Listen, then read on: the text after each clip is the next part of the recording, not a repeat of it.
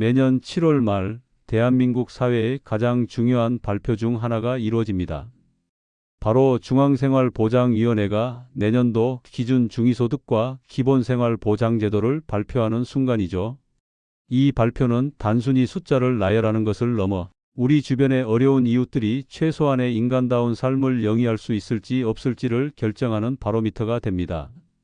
특히 생계급여, 의료급여, 교육급여, 그리고 주거급여와 같은 기본 생계 지원의 자격 기준을 좌우하며 수많은 이들의 삶에 직접적인 영향을 미치기 때문에 잠재적 수혜자는 물론 현재 수혜자들에게는 그야말로 삶의 향방을 결정짓는 중요한 순간이 아닐 수 없습니다. 오늘 우리는 이처럼 중요한 기준 중위소득이 대체 무엇이며 우리의 삶에 어떤 영향을 미치는지 그리고 정부의 정책 방향은 어떠한지에 대해 자세히 이야기해 보고자 합니다.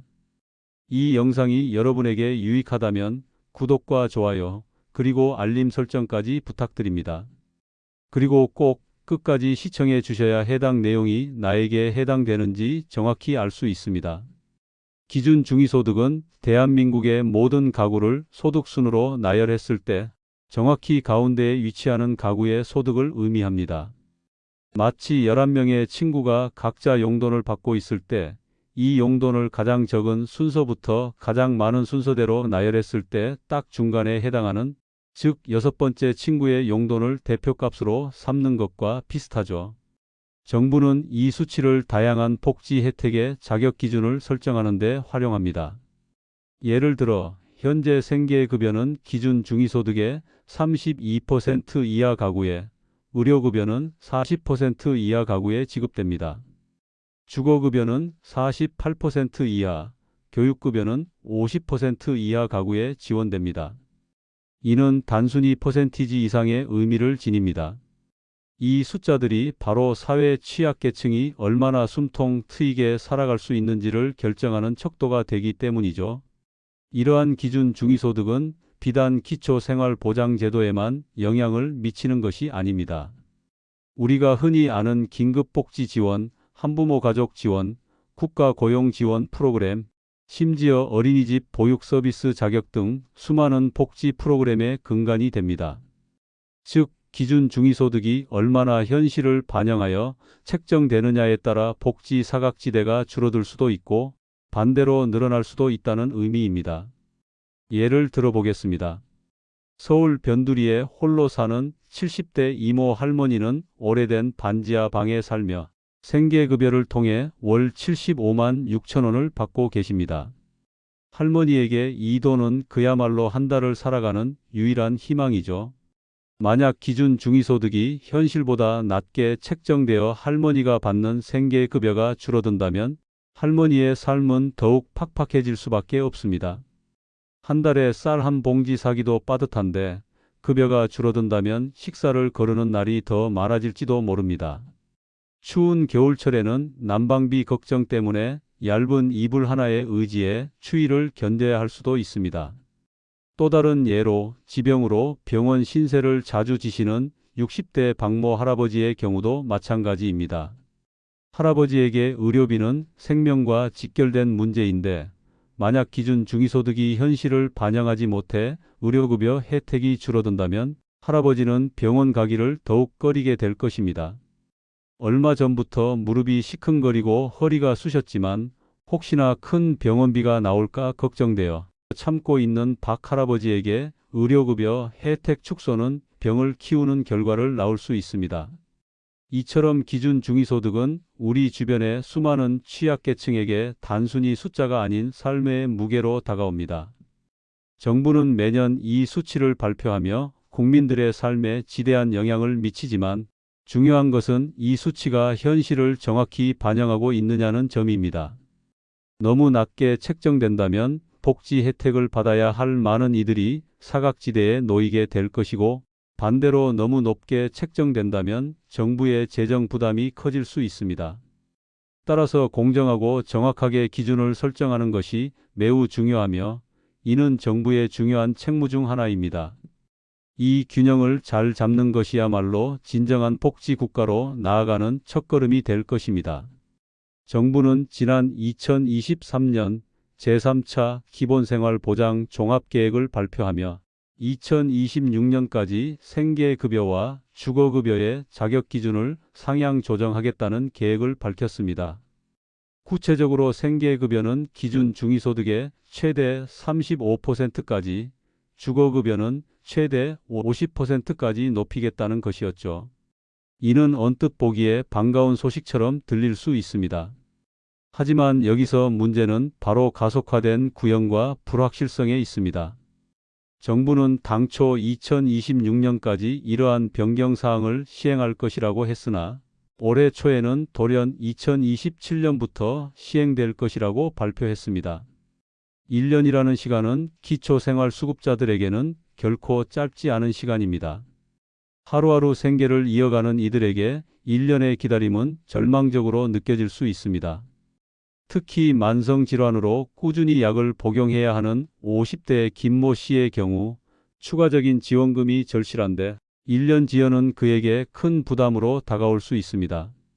그리고 더욱 불확실한 점은 생계급여가 2027년에 즉시 35%로 뛰어오를지 아니면 2026년에는 33%, 2027년에는 34%와 같이 점진적으로 인상될지 여부입니다.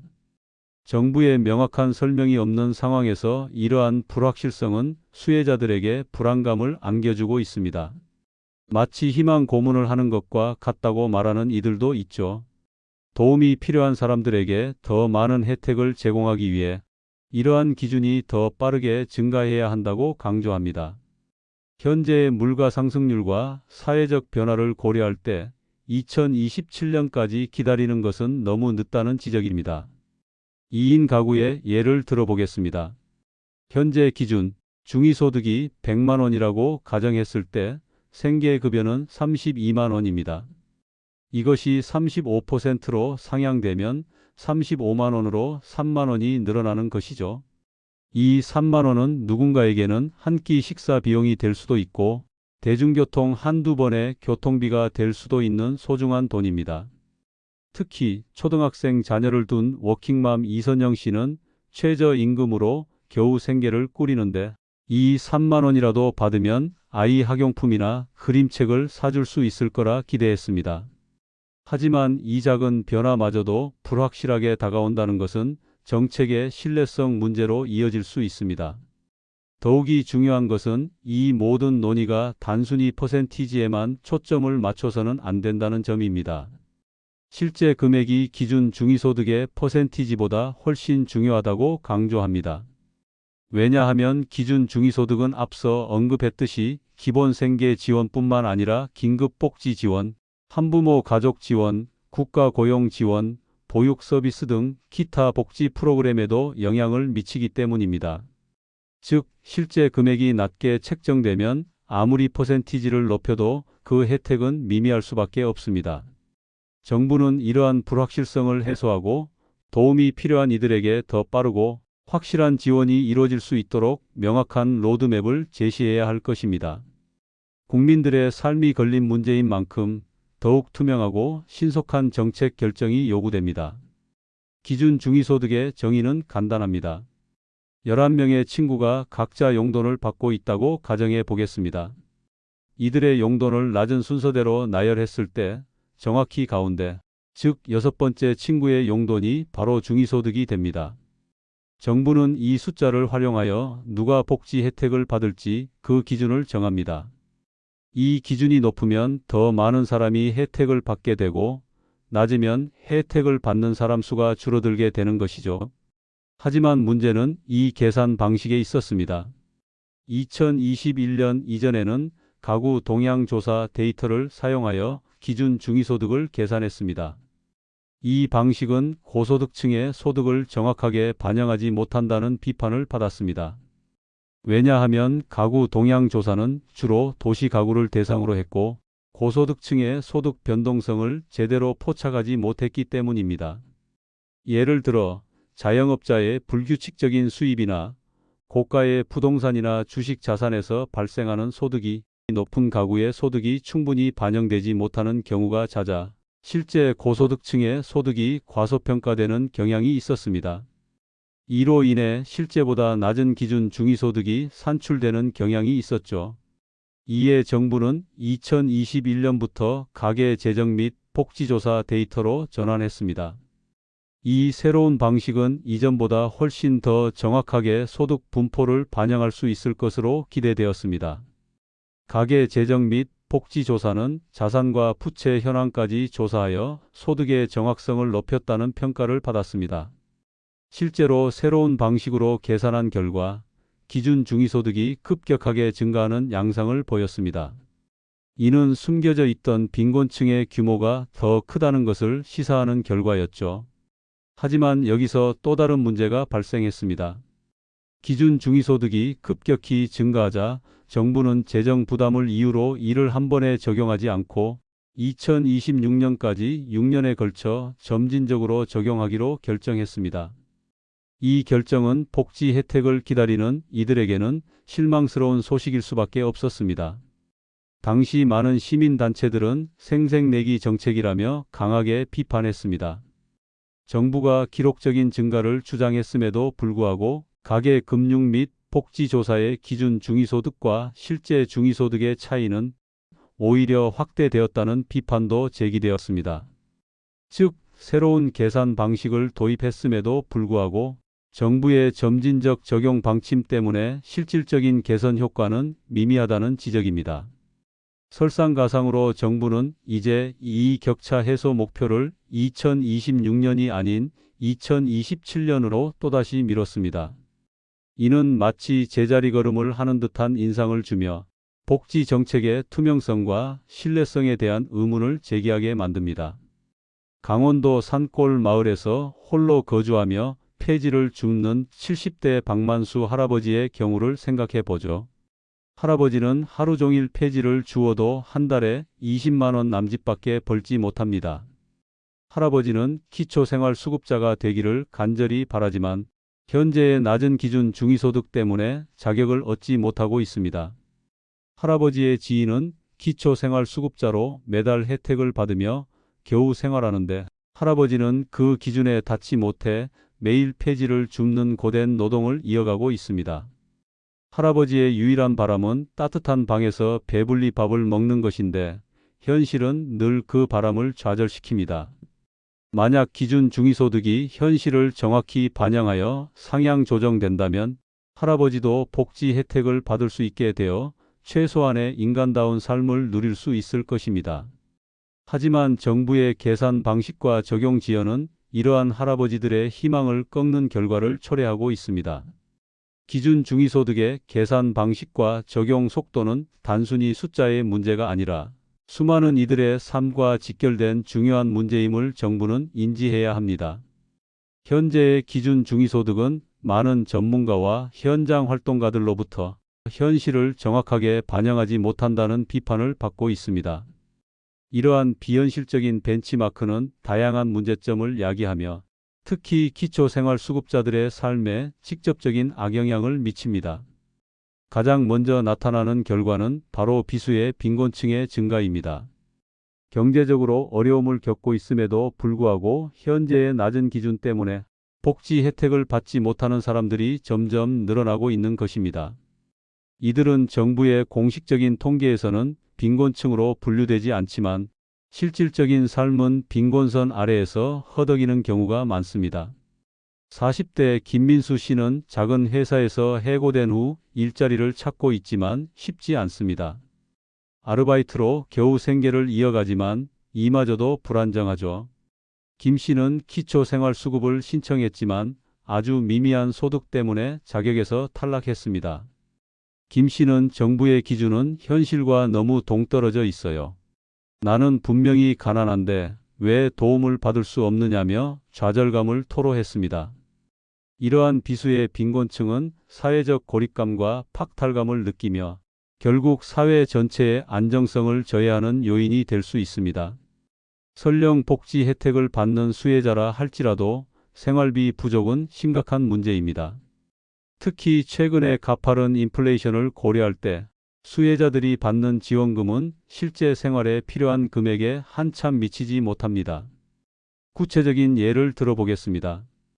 혼자 사는 50대 이영희 씨는 오랜 지병으로 일을 할 수 없어 생계급여 월 75만 6천 원으로 생활하고 있습니다. 통계청 자료에 따르면 1인 가구의 월 평균 지출액은 163만 원에 달하며 수급자가 인간적으로 생활하는 데 필요한 최소한의 금액으로 전문가들은 120만 원을 이야기합니다. 이 씨가 받는 75만 6천 원은 턱없이 부족한 금액입니다. 기본적인 주거비, 공과금, 관리비를 내고 나면 이 씨에게 남는 돈은 거의 없습니다. 이 씨는 전기세, 수도세, 그리고 월세를 내고 나면 지갑에 20만 원도 채 남지 않는다고 말합니다. 식비는 턱없이 부족하여 라면이나 값싼 인스턴트 식품으로 끼니를 때우는 날이 부지기수입니다. 단백질이나 신선한 채소는 꿈도 꾸지 못하며 그저 배를 채우는데 급급한 식사를 이어갑니다. 예상치 못한 비용에 대한 취약성도 심각합니다. 갑작스러운 질병이나 가족 행사가 발생하면 이 씨와 같은 수혜자들은 감당하기 어려운 재정적 부담을 안게 됩니다. 예를 들어 이 씨가 감기에 걸려 병원에 가더라도 병원비 부담 때문에 망설이는 경우가 많습니다. 작은 돈이라도 쌓이면 큰 부담이 되기 때문이죠. 의료급여 수급자의 경우 병원비 자기부담금은 1,000원에서 2,000원 정도로 적지만 이마저도 누적되면 큰 금액이 됩니다. 병원까지 가는 교통비도 부담입니다. 더욱이 버스나 지하철 요금 인상 소식이 들릴 때마다 한숨부터 나온다고 합니다. 더 큰 문제는 비보장 의료 서비스입니다. 정확한 진단을 위해 필수적일 수 있는 MRI나 CT 같은 비보장 서비스는 수십만 원을 지불해야 하는데 이 씨와 같은 수혜자들은 이 비용을 감당할 수 없어 필요한 치료를 포기하는 경우가 허다합니다. 결국 의료비 부담을 줄이기 위해 식비를 더 줄이거나 고통을 참고 병원에 가지 않는 악순환이 반복되는 것이죠. 많은 수혜자들이 노인, 장애인 또는 만성질환을 앓고 있는 경우가 많아 건강 문제는 더욱 심각합니다. 영양 부족은 이들의 건강을 더욱 악화시키고 이는 다시 의료비 부담으로 이어지는 악순환을 형성합니다. 예를 들어 당뇨병을 앓고 있는 60대 최 씨는 당뇨 식단을 지켜야 하지만 값비싼 식재료를 살 돈이 없어 제대로 된 식사를 하지 못합니다. 이로 인해 혈당 관리가 어려워지고 합병증 위험이 높아지는 것이죠. 정부가 문화활동 지원을 위해 연간 14만 원의 문화누리카드를 지급하는 것은 긍정적인 의도에서 출발했지만 수혜자들의 반응은 복잡합니다. 이들은 당장 먹을 것도 없는데 문화생활이 무슨 소용이냐며 그 유용성에 의문을 제기합니다. 문화생활을 즐기는 것은 이들에게는 감당할 수 없는 사치로 느껴집니다. 70대 이성구 할머니는 문화누리카드를 받아도 딱히 쓸 곳이 없다고 말합니다. 할머니는 콘서트나 전시회는 엄두도 못 내고 책도 눈이 침침해서 읽기 힘들어요. 차라리 그 돈으로 쌀이나 반찬을 살 수 있으면 좋겠다며 한숨을 쉬었습니다. 필자 역시 문화누리카드가 불필요하다고 생각하지는 않지만 기본적인 생활 필요가 충족된 후에야 문화생활에 의미가 있다고 강조합니다. 생존의 문제가 해결되지 않은 상황에서 문화생활은 그들에게 큰 의미로 다가오기 어렵습니다. 이러한 문제들은 궁극적으로 수혜자들의 삶의 질 저하로 이어집니다. 영양 부족, 제대로 된 옷을 구입할 수 없는 현실, 그리고 사회적 고립은 이들의 건강을 해치고 외로움을 증가시키며 고독사에 대한 우려를 키웁니다. 좁은 임대주택에서 홀로 지내는 80대 김 씨는 명절이 와도 찾아오는 이 하나 없이 외로운 시간을 보낸다고 말합니다. 기준 중위소득의 비현실적인 책정은 단순히 숫자의 문제가 아니라 수많은 이들의 생존과 삶의 질을 좌우하는 심각한 사회 문제인 것입니다.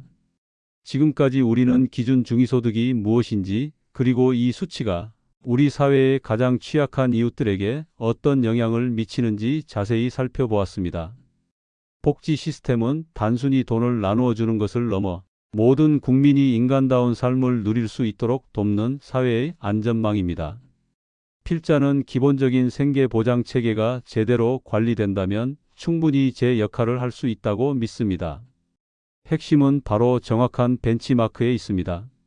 이를 위해서는 원래 계산 공식에 따라 기준 중위소득을 현실에 맞게 정확히 설정하는 것이 무엇보다 중요합니다. 정부는 더 이상 재정 부담을 핑계로 이 중요한 기준을 미루거나 현실을 외면해서는 안 됩니다. 2021년부터 도입된 가계 재정 및 복지조사 데이터를 통해 산출된 중위소득을 유예 기간 없이 적용하고 나아가 매년 현실을 반영하여 상향 조정해야 합니다. 이는 단순히 복지 비용 증가가 아니라 우리 사회의 지속 가능한 발전을 위한 투자라고 보아야 합니다.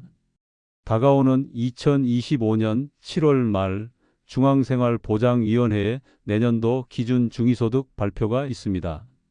필자는 이 발표가 단순히 숫자의 나열이 아닌 현실을 정확하게 반영하여 우리 사회의 약자들이 최소한의 인간다운 삶을 영위할 수 있도록 돕는 희망의 메시지가 되기를 강력히 희망합니다. 이 발표를 통해 더 많은 국민들이 복지 혜택의 사각지대에서 벗어나고 이미 혜택을 받고 있는 이들도 인간다운 삶을 누릴 수 있기를 기대합니다. 정부와 국회는 이 문제의 심각성을 인지하고 탁상 공론이 아닌 현장의 목소리에 귀 기울여야 합니다. 비현실적인 기준 중위소득은 복지 사각지대를 양산하고 이미 어려운 삶을 사는 이들을 더욱 고통스럽게 만들 뿐입니다. 우리는 더 이상 비수의 빈곤층이라는 슬픈 이름을 만들어서는 안 됩니다. 모든 국민이 기본적인 삶을 보장받을 권리가 있으며 국가는 이를 책임질 의무가 있습니다. 이는 헌법에 명시된 국민의 권리이자 국가의 책무이기도 합니다. 이제는 행동해야 할 때입니다. 시민사회와 전문가들은 정부에 지속적으로 목소리를 내고 언론은 이 문제의 중요성을 끊임없이 환기시켜야 합니다. 우리 모두의 관심과 참여만이 우리 사회의 안전망을 튼튼하게 만들고 누구도 소외되지 않는 따뜻한 사회를 만드는 데 기여할 수 있습니다. 여러분의 작은 관심과 목소리가 모여 큰 변화를 만들어낼 수 있음을 믿습니다. 이 영상이 여러분의 이해를 돕고 우리 사회의 중요한 복지 문제에 대한 관심을 높이는 데 기여했기를 바랍니다. 마지막으로 다시 한번 이 영상이 유익했다면 구독과 좋아요, 그리고 알림 설정까지 꼭 부탁드립니다. 여러분의 관심이 더 나은 사회를 만드는 원동력이 됩니다. 감사합니다.